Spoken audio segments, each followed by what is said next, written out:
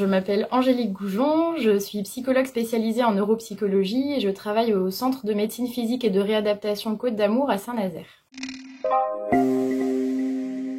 En tant que neuropsychologue, on est amené à rencontrer des patients présentant une lésion cérébrale ou des maladies neurodégénératives.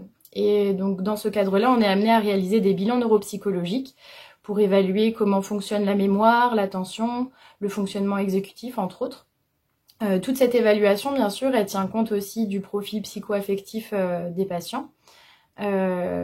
Suite du coup au bilan qui a été réalisé en amont, on va par la suite être amené à proposer un protocole de rééducation pour en tout cas les troubles qui peuvent être rééduqués et proposer des aménagements du type de compensation pour les troubles qui à l'inverse ne peuvent pas être rééduqués.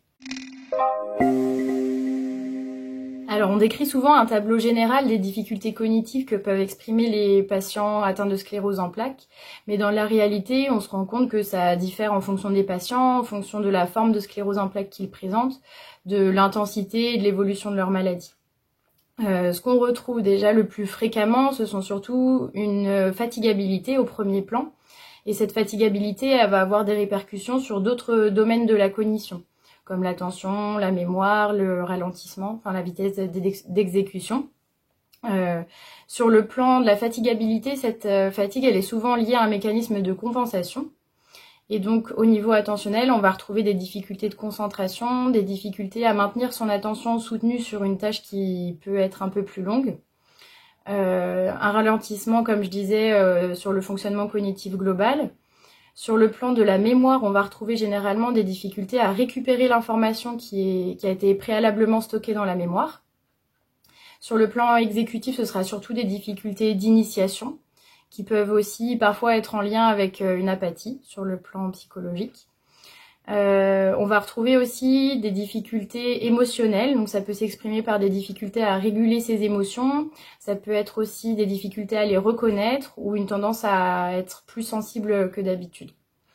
Et d'un point de vue psychologique, on va parfois retrouver une humeur triste et de l'anxiété qui peuvent être réactionnelles à l'annonce de la maladie, mais qui peuvent aussi s'installer dans le temps en fonction de l'évolution des difficultés, des troubles et des répercussions que tout ça peut avoir sur le plan professionnel, sur le plan affectif, social et dans les autres sphères de la vie quotidienne.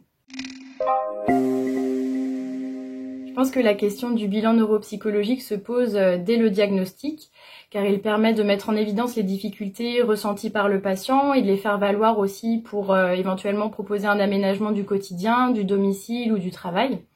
Il permet aussi de présenter les difficultés, de les faire valoir auprès de sa famille ou de son entourage, parce que c'est souvent des difficultés qu'on associe à un handicap invisible. Donc ça permet aussi d'expliquer toutes ces difficultés qui peuvent être ressenties au quotidien. Sur le plan financier aussi, ça peut permettre aussi de financer des aides auprès de la MDPH. Et enfin, à l'issue du bilan neuropsychologique, il est fréquemment proposé aussi des programmes d'auto-rééducation pour justement limiter les difficultés liées à la maladie ou en tout cas compenser quand c'est pas possible. Alors ici, au centre MPR, on rencontre généralement les patients dans le cadre de séjours de rééducation, donc ils viennent pour faire un bilan neuropsychologique et éventuellement après un petit séjour de rééducation. Ce sont les médecins du centre qui nous les adressent pour notre activité, en tout cas au centre.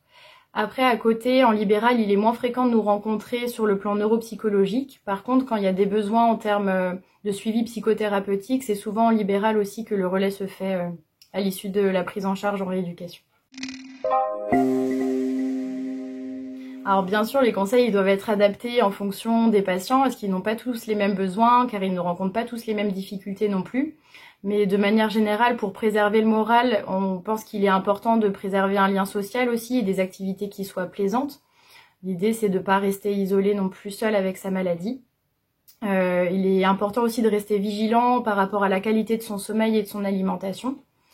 Et puis surtout de savoir s'écouter, d'écouter sa fatigue et de pouvoir adapter aussi son rythme en fonction de cette question de la fatigue. Et à côté de ça aussi, ne pas hésiter à solliciter les professionnels, donc que ce soit son médecin traitant pour éventuellement demander un séjour de rééducation pour faire le point, Demander aussi de l'aide à tous les professionnels libéraux, en orthophonie, en kiné, en ergothérapie éventuellement. Et ne pas hésiter à demander de l'aide quand on en ressent le besoin sur le plan psychologique. On se rend compte en fait finalement qu'un suivi psychologique en parallèle est souvent important aussi pour accompagner les patients atteints de sclérose en plaques dans leur maladie, dans l'évolution aussi de leurs troubles et de leurs symptômes.